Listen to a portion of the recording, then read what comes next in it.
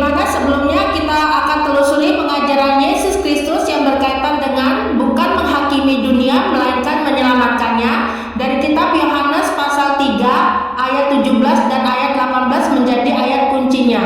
Dan kitab Yohanes pasal 3 ayat 17 18, sebab Allah mengutus anaknya ke dalam dunia bukan untuk menghakimi dunia melainkan untuk menyelamatkannya oleh Dia. Barang siapa percaya kepadanya, ia tidak akan dihukum. Barang siapa tidak percaya, ia telah berada di bawah hukuman, sebab ia tidak percaya dalam nama Anak Tunggal Allah. Pada bagian kelima ini ada 5 hal penting yang akan kita dapatkan.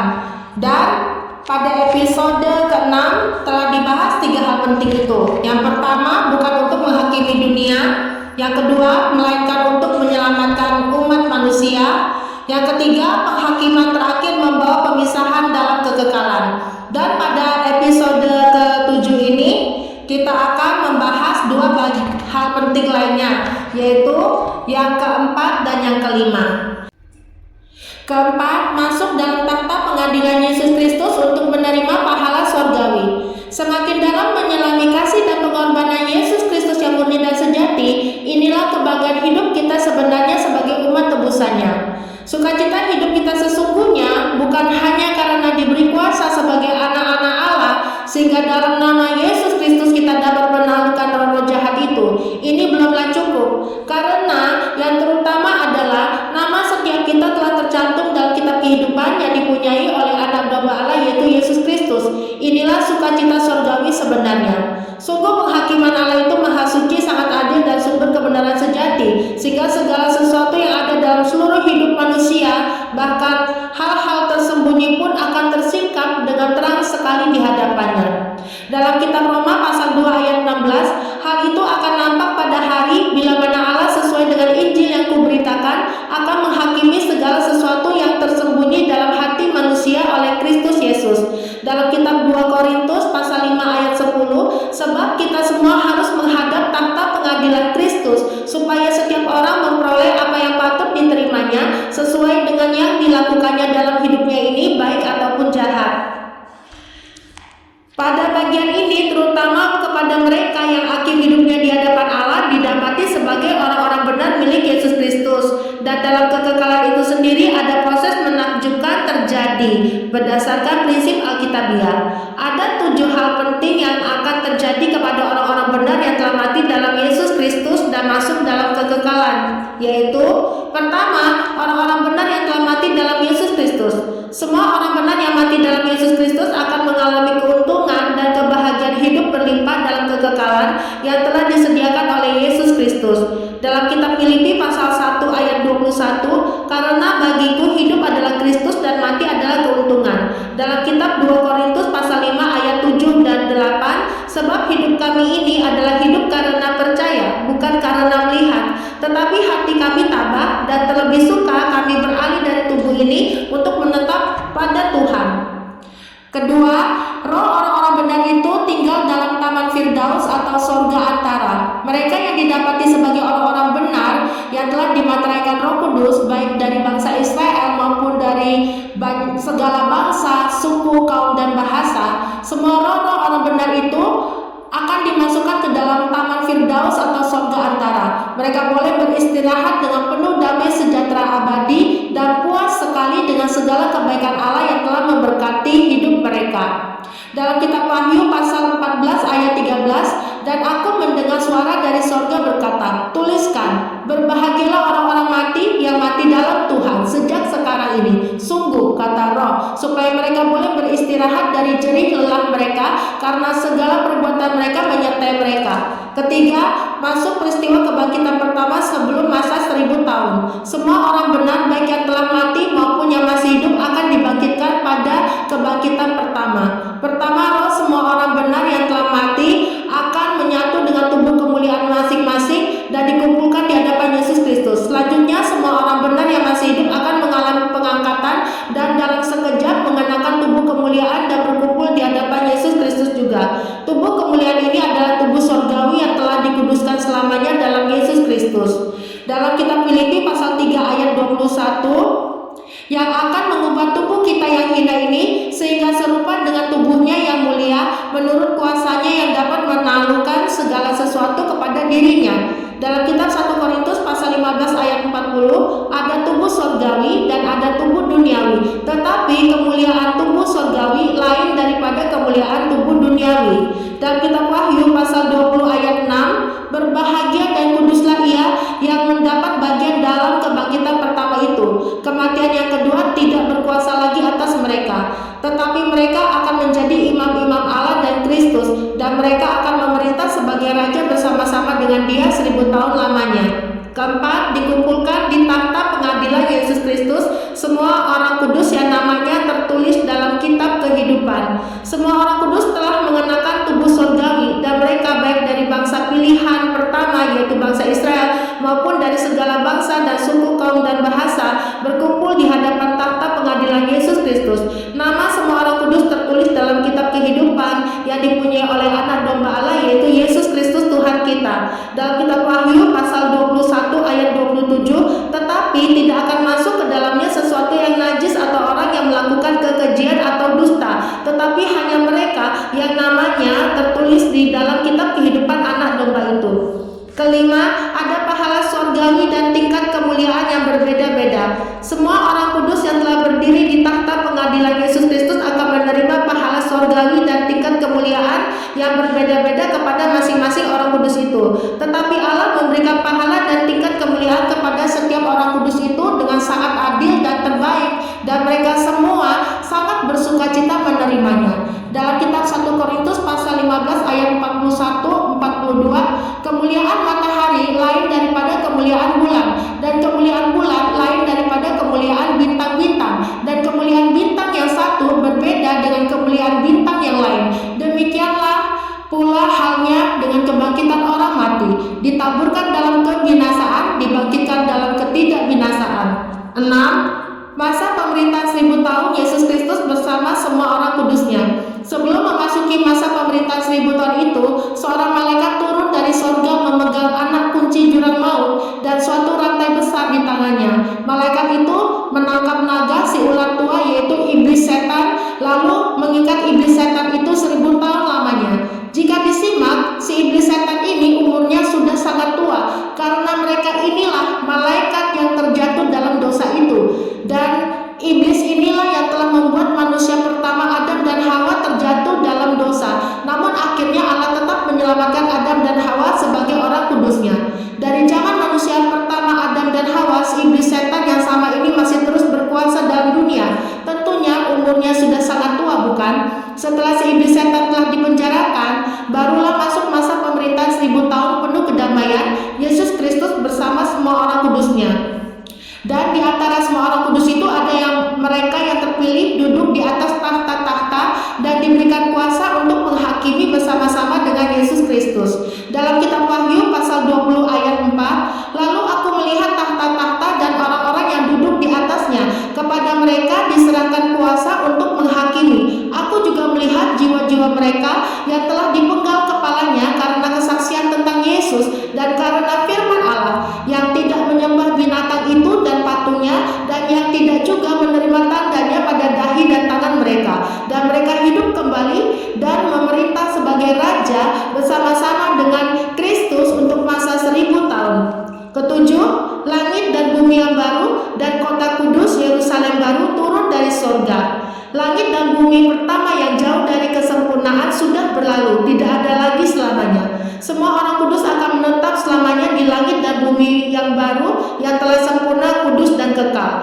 Langit dan bumi yang baru itu selanjutnya kota kudus, yaitu Yerusalem baru turun dari sorga. Yerusalem baru merupakan simbol dari pemerintahan kekal Allah, di mana Allah berkemah di tengah-tengah umatnya.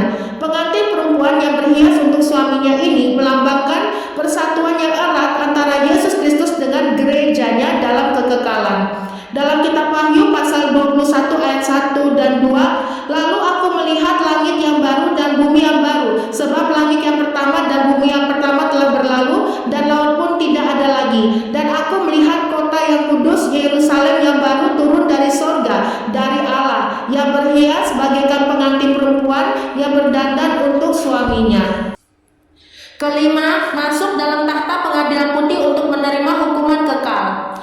Ini yang paling membuat kita merinding karena nasib yang pasti sangat merugikan dan sangat malang selamanya bagi semua orang durhaka yang masuk dalam takhta pengadilan putih. Semua orang durhaka akan menerima hukuman kekal dari Allah dengan sepenuhnya tanpa protes sama sekali.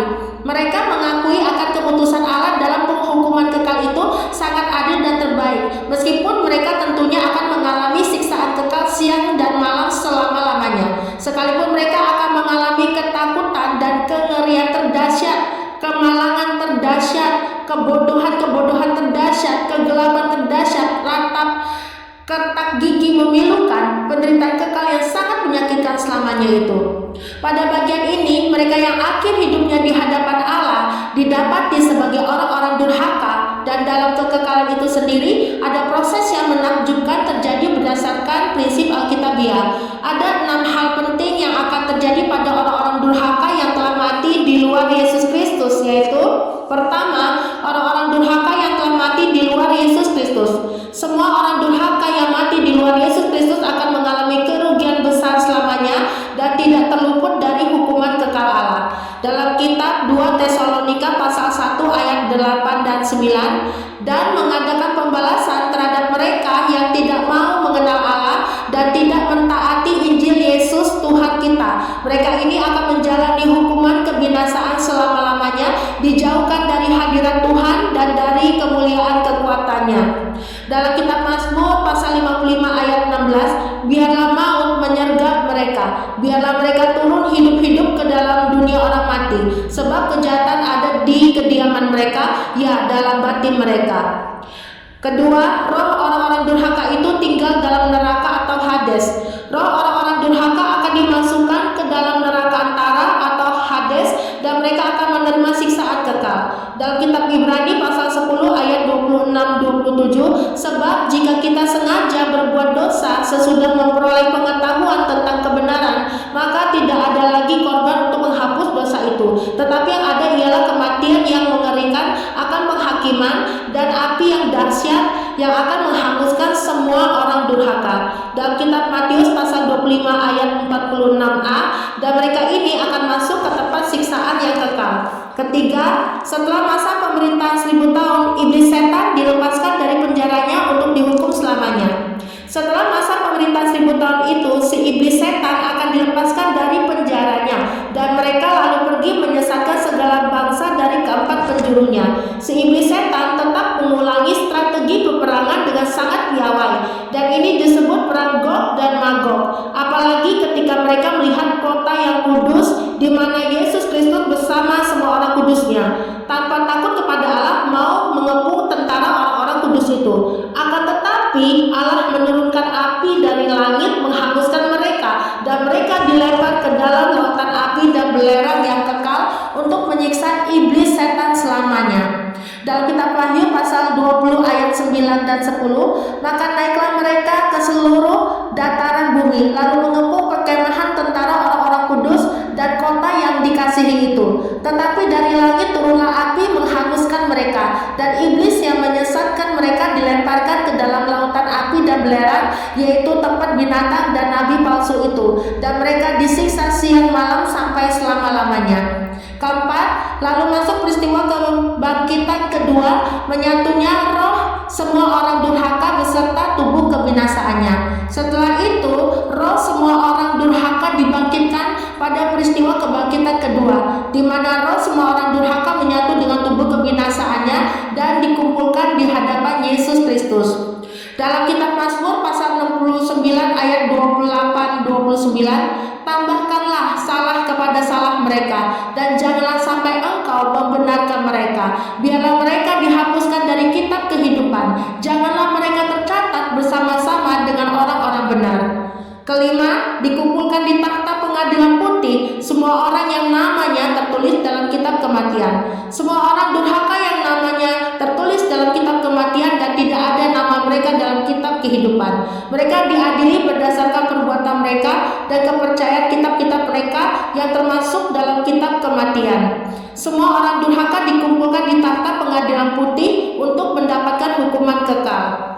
Dalam kitab Wahyu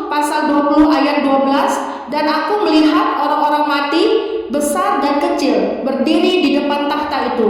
Lalu dibuka semua kitab, dan dibuka juga sebuah kitab lain, yaitu kitab kehidupan. Dan orang-orang mati dihakimi menurut perbuatan mereka berdasarkan apa yang ada tertulis di dalam kitab-kitab itu. Keenam, ada tingkatan siksaan kekal yang berbeda-beda bagi mereka yang dilemparkan ke dalam lautan api kekal. Masing-masing orang durhaka itu dihakimi menurut perbuatannya dan ada tingkat siksaan kekal yang berbeda-beda. Allah menjalankan penghakimannya dengan sangat adil dan terbaik sehingga semua orang durhaka menerima siksaan kekal yang akan mereka terima sepenuhnya tanpa protes sama sekali. Semua orang durhaka yang namanya tidak terdapat dalam kitab kehidupan, mereka semuanya dilemparkan ke dalam lautan api kekal. Dalam kitab Wahyu pasal 20 ayat 14, lalu maut dan kerajaan maut itu dilemparkanlah ke dalam lautan api. Itulah kematian yang kedua, lautan api. Demikianlah renungan firman Tuhan pada hari ini. Marilah kita bersatu di dalam doa. Bapa dalam kerajaan sorga, terima kasih buat renungan hari ini. Kami belajar memahami kedatangan Yesus Kristus ke dalam dunia bukan menghakimi dunia melainkan menyelamatkannya. Ada dua hal penting lainnya, yaitu suatu hari kelak bagi mereka yang didapati di hadapan Allah sebagai orang-orang benar akan dibangkitkan pada kebangkitan pertama dengan mengenakan tubuh kemuliaan dan masuk dalam takhta pengadilan Yesus Kristus untuk menerima pahala sorgawi. Dan mereka akan ditempatkan di langit dan bumi yang baru dan kota kudus Yerusalem baru dalam nuansa sorgawi selamanya. Tetapi bagi mereka yang didapati sebagai orang-orang durhaka di hadapan Allah akan mengalami kebangkitan yang kedua dengan mengenakan tubuh kebinasaan dan dimasukkan dalam takhta pengadilan putih untuk menerima siksaan kekal. Pertama, iblis dan malaikat-malaikat iblis dilemparkan ke lautan api kekal. Kemudian semua orang durhaka dilemparkan juga